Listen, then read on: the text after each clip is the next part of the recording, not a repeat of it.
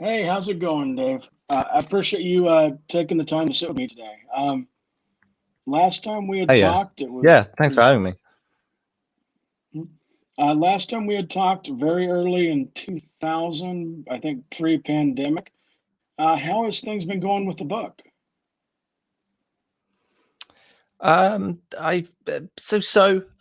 haven't really promoted it. I've gone off of social media for an extended period, and I haven't done any podcasts. So it's done steady state. It's now reached that point where it's just got it's been out there for a while. People know about it now. So yeah, hopefully, I'll find the incentive to get around to the second one at some point. Cool. And we had talked before a little bit about how you decided to write the book, or would you fancy yourself an Hmm. agnostic atheist or an atheist? Uh, it's one of those. All depends on your own definition. I mean, but by definition, I cover all bases within atheism. So it would be adeism, atheism, sort of apatheism, depending on the circumstances, and all those other lovely words. So yeah, I would go down as an agnostic atheist. I would claim that I I don't know, and therefore I don't believe. Gotcha. That makes sense. I think that it's best in these conversations to use the terms that the individual wants to use or how the individual uses Mm. it, and then you miss having miscommunication and other problems. Um, so when I read your book, this has been a few months ago. It's just basically a list of fallacies and simplistic ways to explain them. What made you decide, I guess, necessarily that it was time for like a pocket kind of guide that people could have? Um, I mean, I approached it in a slightly different way. So there was obviously a gap in that I don't think it had really been done in a very simplistic way before. It had been done by, I think it was Bo, somebody I've forgotten the surname of, and when you look at the Amazon reviews, it's just a huge list of 300 things, and there's no really coherent kind of theme running like a string running through the whole book. So I tried to do that, and I tried to simplify it and bring logical fallacies to the masses, as it were. That was at least the intent.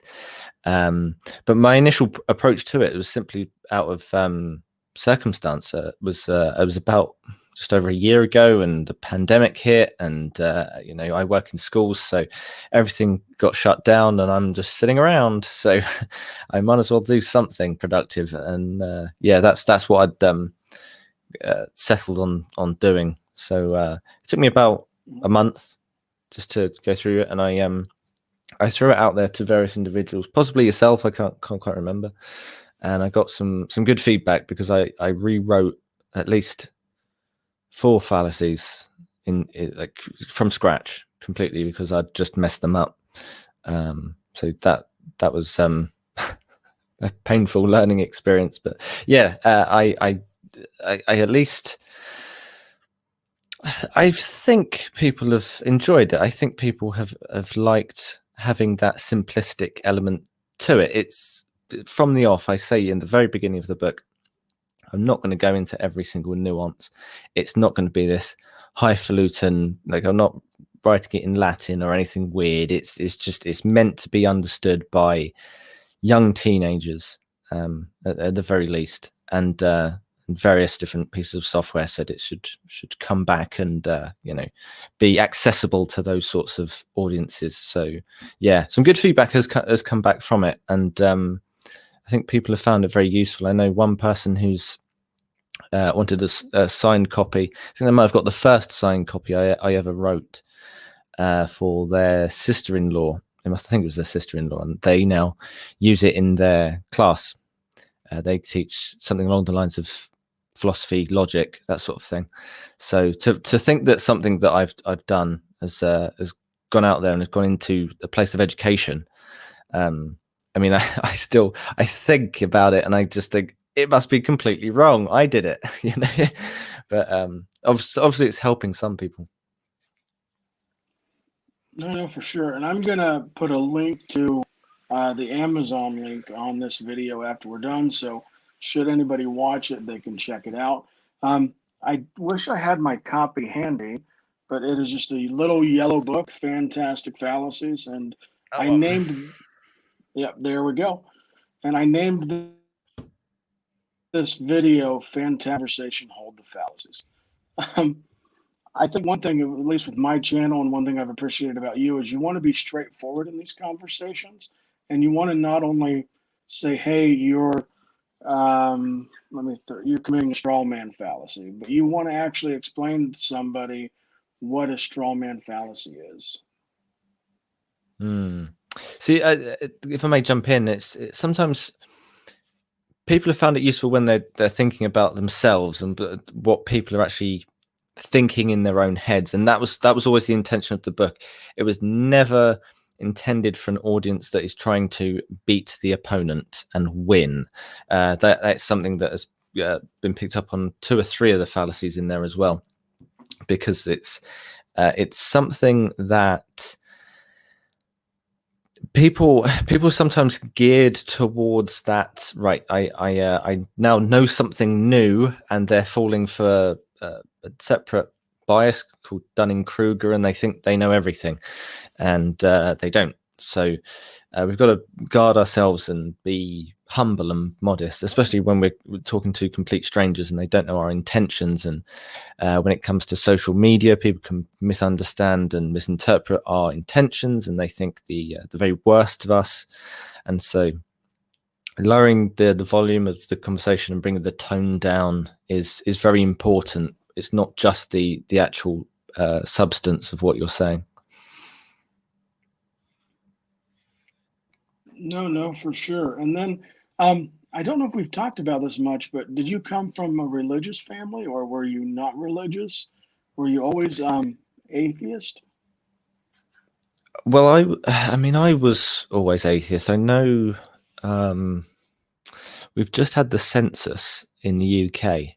I don't know if America does the same. Every 10 years, you just sort of fill out your information, and everyone has to do it by law. And they find out all sorts of information, such as the religious populations of that particular area, and then they decide upon funding for different regions. And yeah, I did have a sneak peek, because you fill out your whole household in the same form. And I still don't understand why my dad put himself down as a Christian. He's done nothing Christian in his whole life, ever. But I certainly have always been down as an atheist. My mother's mother would have been Christian, and I distinctly remember a conversation between my gay uncle, who had obviously had no idea was gay at the time. I would have been like some 7-year-old kid, and he very distinctly said, "I'm not Christian, Mum," to her, in some sort of religious argument they were having. She was trying to get him to do something. I don't know. I was too young, but those sorts of conversations where there was some sort of resistance was always there. It was especially when it came to an assembly, when you were like 10 years old in school, and people are like, the head teacher would stand at the front and say, "Let us pray," and then people would bow their heads, and I was looking around, what are you doing? I just didn't get it. But I certainly wasn't the only one, as it seems like a very large majority, I think at least half of my generation aren't religious. So we've never had religious conversations. It's always been relentless, slightly dogmatic, sort of Monty Python approach to religion. It's always been satirized. It's always been challenged. It's always been, especially seeing as I went to an old boys school, and you can imagine the sorts of language that gets said there. Yeah, So mine was very no. much so public, like everybody went. And you said all boys school, like private school, Catholic school in a way. Oh no, we have public schools, like the sort of comprehensive state-funded schools that are also all boy and all girl, and they don't they're not all Hogwarts, although that would have been quite nice. But yeah, that was crazy. That was definitely a crazy experience, because it's before you even know about debates. You don't even know about any of the, it just has a culture of everyone's challenged. Nobody's safe from criticism, even though, you look back and you just think, how did people believe such, they were so gullible, and anyone could just say anything and they would be believed. And just, but at the same time, having grown up within that culture, as it were, from those early ages, throughout those teen years, you get used to being challenged. You get used to having these conversations, even though somebody might agree with you, they're still trying to sort of provoke you. And so you're never in a safe space intellectually. You're always being challenged, and that is more of a fundamental basis to any conversation that I've ever had. And given that I'm a sort of slightly smaller, as I have a smaller physique than everyone else, I tend towards the less combative and more sort of softer approach to the conversations, as it were, because sometimes it's very intimidating, Yeah, I've noticed, like, initially when I first came on the internet scene, I was like, because I'm a Christian now, but for a long time I was an atheist. And then even when I became a Christian early on, beginning part of last year, like, I wanted to come on and I'm like, I'm just gonna own the world. Like, I'm gonna be the guy who gets this. But then you take a step back and you realize that, like, there's some humility and there's things that I can learn. And when you know how to structure the conversation, like what you were saying, and you allow your position to be open to critique, then you not only make that person's arguments better, but you make your own arguments better because you flushed them out. Definitely. I find it's been fascinating over the past 3 years or so since I started the podcast, and I started talking to a range of different people, mainly Americans, about their religion and their religious upbringing and their secular views and their humanist views, and going off into various different wild tangents that we don't need to cover. But as you well know, we cover all bases on the podcast, and they fascinated me. But when I first came to America, I'm obviously in London now and have been my whole life. But when I first went to America, it would have been about 2017, and I was staying out there. I was coaching as a football coach, and I was taking summer camps every week. So we were jumping around to different places and staying with lots of different host families, and some of them were very religious, some of them weren't. Some of them, lived in the middle of the woods. Some of them lived in Hollywood. Some of them, it was everywhere. We just went everywhere, and I was sort of drawn in by the lots of different characters that would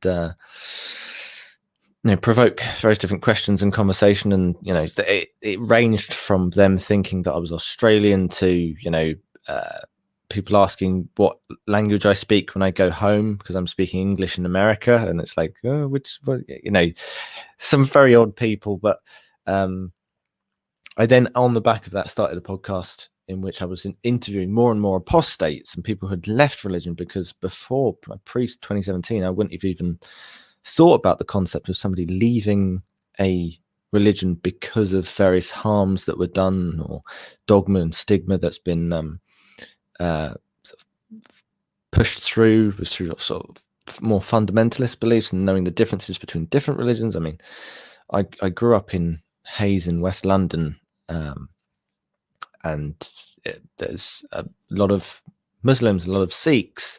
You go past the Gurdwara every morning, and it's normal. And I don't really know too much because I'm so young at that age. I don't really understand the difference between it all.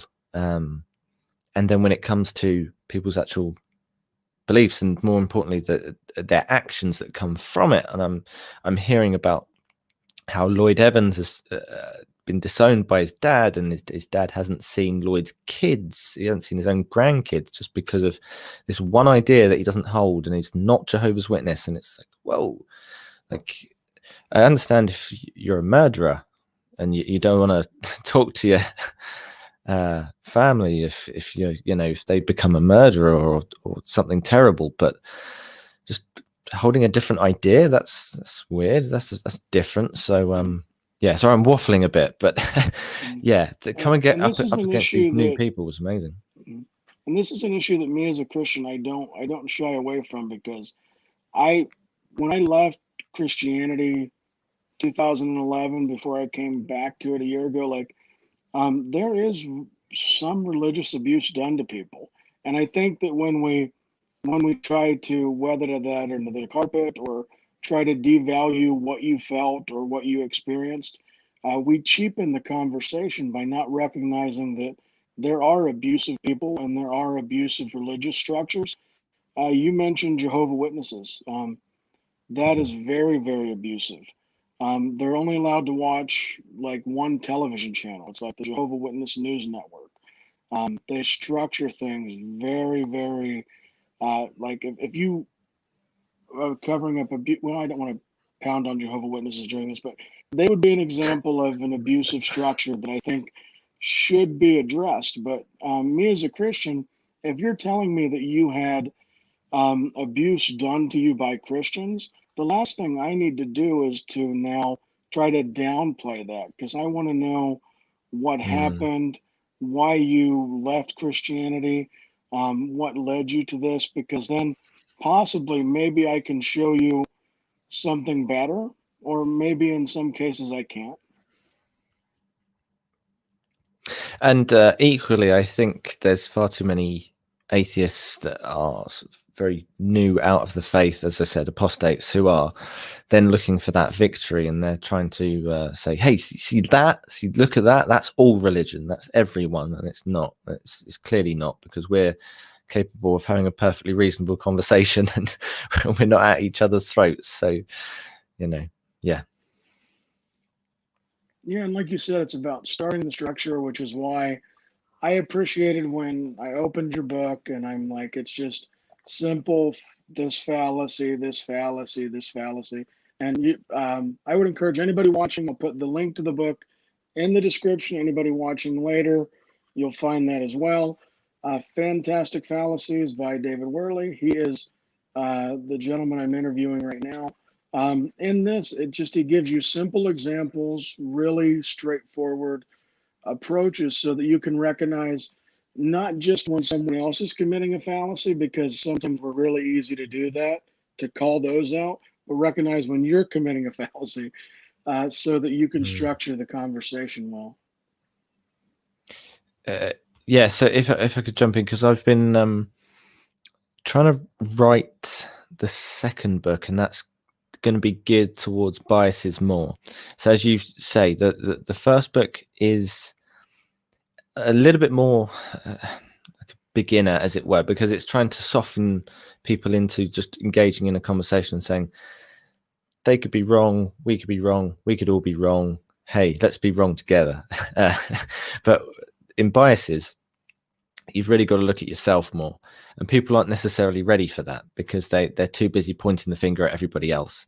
And so with the first book, you can get away with doing that and just skip over a few lines where it's like, Muslim this, Christian that, atheist whatever. And I've tried to balance it in a way that says, we're all susceptible, but when it comes to biases, you really have to step it up and be intellectually honest and say, look, this is something I have a problem with. So yeah, I'm still trying to write that in a way that isn't going to be too provocative, because I know that there's definitely fallacies where I'm just going, that one person over there, and I need to make sure that I've just being as objective as possible. No. And for this particular thing that you're writing now, do you have a time frame for when you think you might complete this, or? So I initially wanted it to be sort of next month, but it's definitely not going to happen. So that's been skewed because I thought I was going to be moving house this month, and that's been pushed back to June. So after June, I'm moving away, and I can't do my current job, and that's probably about the right time that I would have some free time to spend on it. But with the first book, Fantastic Fallacies and Where to Find Them, it was I'm sat in lockdown, nothing to do, head down, 1 month, just do it. Whereas the second book, Brilliant Biases, will be only done when I feel like it. I think I write better when I'm actually in the right flow. If you've ever talked to people who go down the gym and they talk about flow, they're talking about just being in the present moment and not being like overly hyped or not being sort of underly sort of sluggish, and they're just in the right moment, they're in the zone, they're just going for it. And that doesn't always happen. That's just so I've written it in bits throughout the year. So I'm looking at maybe August, September. I just provisionally throw it out there. Could be later. That sounds good. I think it might be kind of interesting is maybe if you want, throw out a couple of the more common fallacies that we might not realize that we're using in conversations, and then we can discuss one a little bit. Sure. You know what? I want to optimize. It's not that I've forgotten 50 fallacies. I just want to make sure that I'm giving the best quality I can. So I'm just going to open up the initial draft, and then I'll go into, because I'm sort of, as I was going through the second book, I'm also just making a massive list of all these different fallacies, and there's about 150 of them. So there could be 4 books, but I'm sort of hand picking these ones work well together, kind of thing. And so I can't quite remember whether certain fallacies are in the second book, maybe the third book. I sort of planned it out in my head, but just bear with me. Let's have a look. No, you're good. And then while you're finding that, thank you to the chat. Junior Norris, appreciate you watching. Tommy, if I'm butchering that name, I apologize, but thank you very much for watching. Tamimi, hi. Daniel. Yeah. Alrighty. And I was kind of glad that when I Sorry, I completely interrupted you. No, you're good. I was glad when I sent this message out to you that you were thinking about coming back to Facebook, and it was just kind of good timing.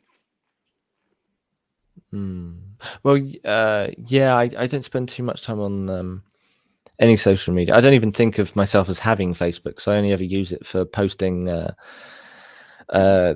team sheet for football, and that's it. I don't actually talk to anybody apart from if somebody sends me a message, I might get back a few weeks late. I'm sorry, I just don't check for social media anymore. Got rid of Twitter, got rid of his Instagram.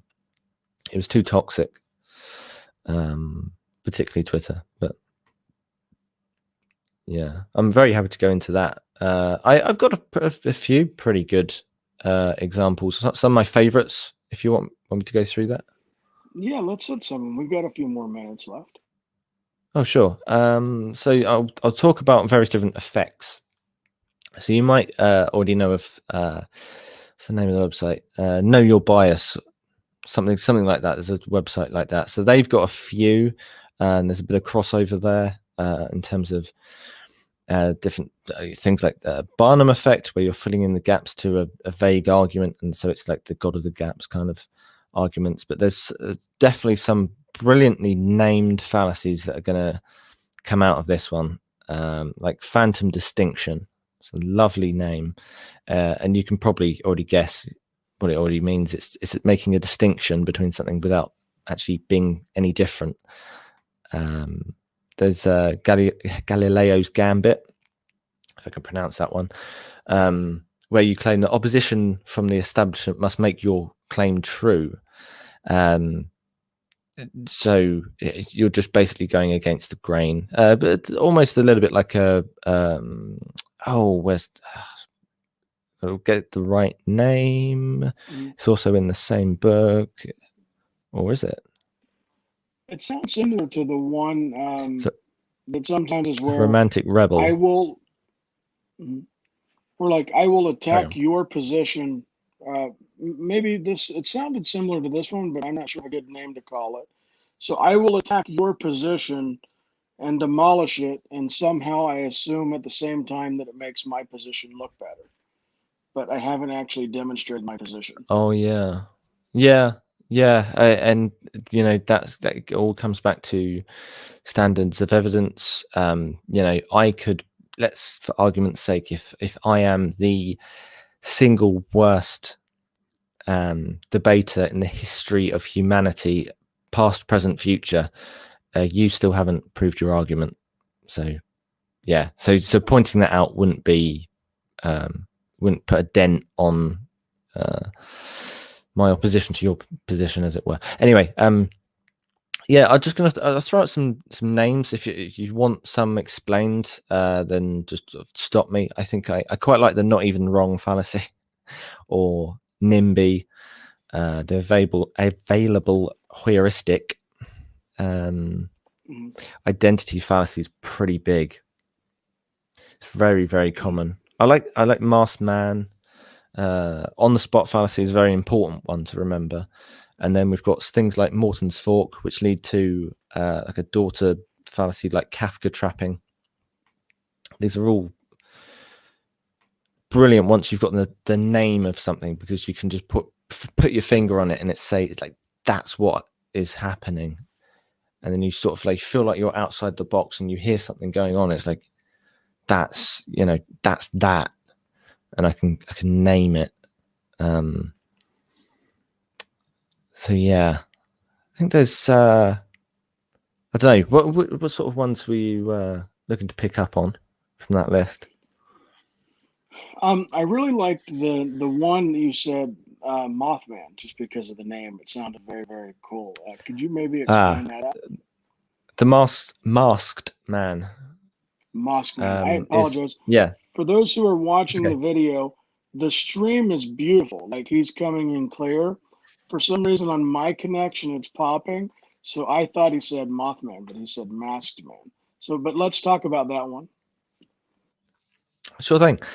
So the masked man is where you're conflating knowledge on a subject with the subject itself, which means that if I said something like, let's actually get this reference proper. I want to make sure this is right. So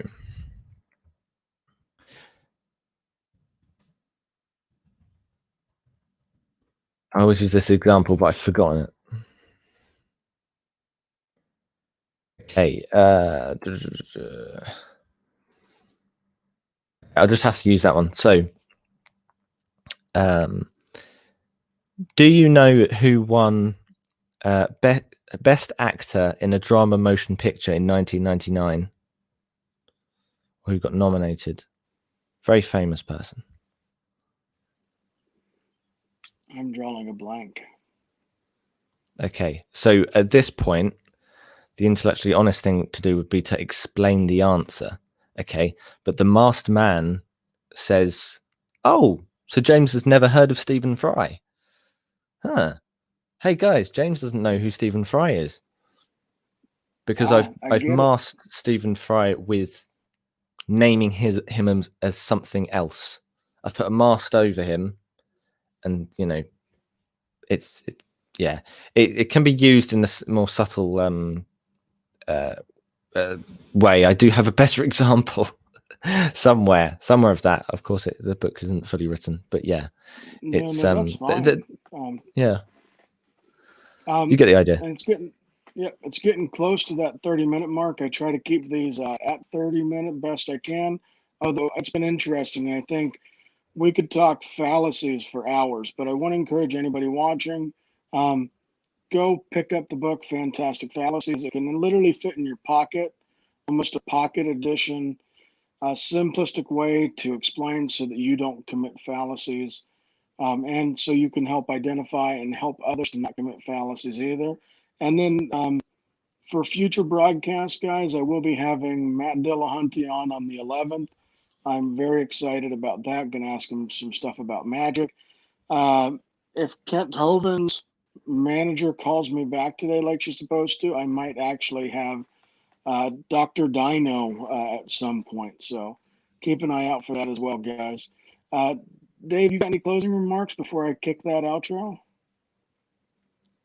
Oh no, I've had fun. I'm glad that somebody's asked me to have another conversation. I did do this sort of thing a lot more often, as I have gone slightly away from the podcast. I feel like the podcast itself is another YouTube channel by my name, David Worley, and it's currently dormant. It's not quite over, but it feels complete, and I'm quite happy with where it is at the minute. I don't feel the need to have any sort of conversations where I invite people on and ask them the question, because sitting there as the interviewer, it's completely different, because I didn't have to prepare for this at all. Everything I'm saying is just off the top of my head. It's just honest. It's just, but when you're interviewing someone, you've got to try and come up with some sort of coherent narrative, going this to that to that, and then got to remember to sort of plug this at the end, and it's a nightmare, as I'm sure making your experience so much worse. But yeah, I hope people have enjoyed it anyway. I don't know if anyone's got any last little questions or something like that they might want to ask, but I'm available if people want me in Discord or whatever it may be, then I'm there. Nope, that sounds good. And guys, check out his YouTube channel, check out his book. I'll put both in the description. I'll have David send me a link over to that. I'm going to kick the outro, and you guys have a good evening.